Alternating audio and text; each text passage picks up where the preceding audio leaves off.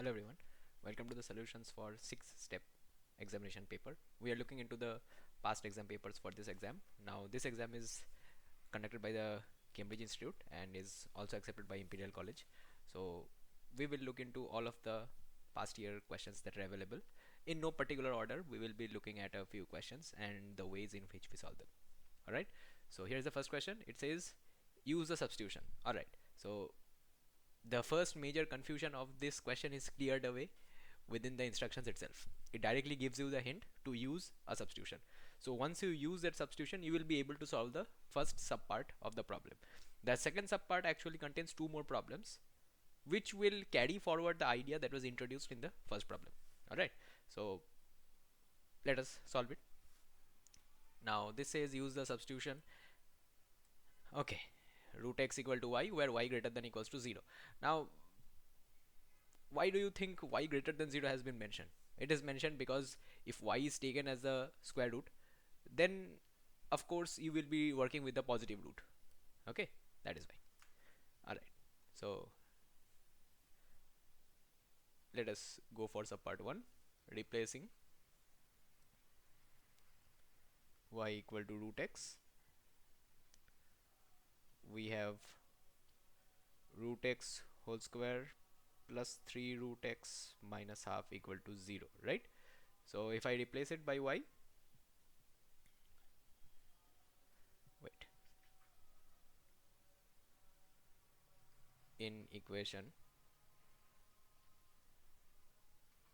we have y square plus 3y minus half equal to 0, right?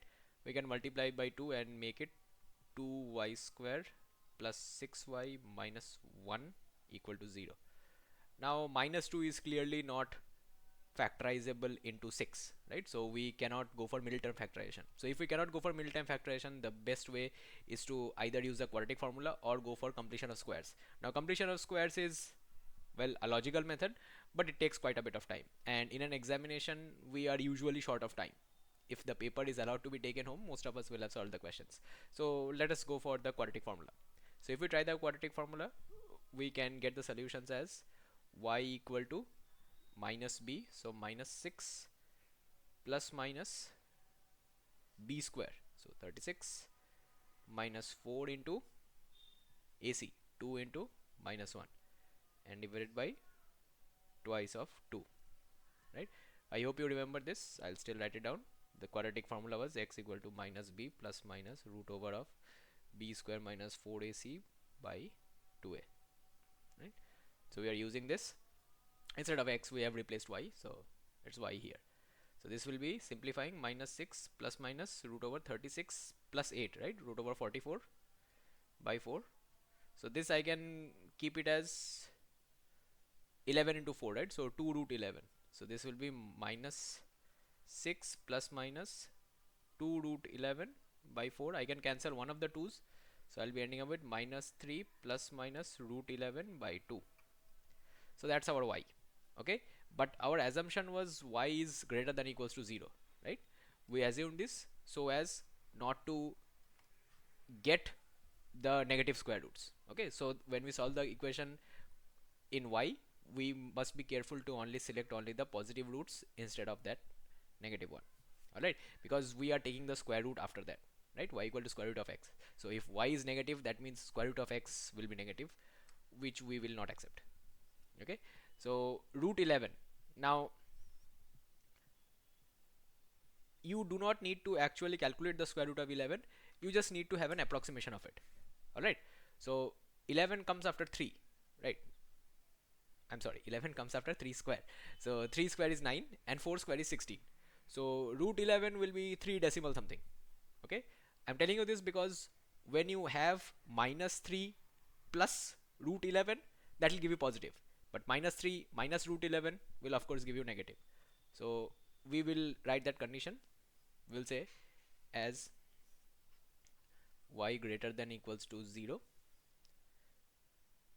we reject y equal to minus 3 minus root 11 by 2. Therefore y equal to root 11 minus 3 by 2. Alright, we have the solution now. Now we can just get the value of x like that, right? Just square it up and you will get x.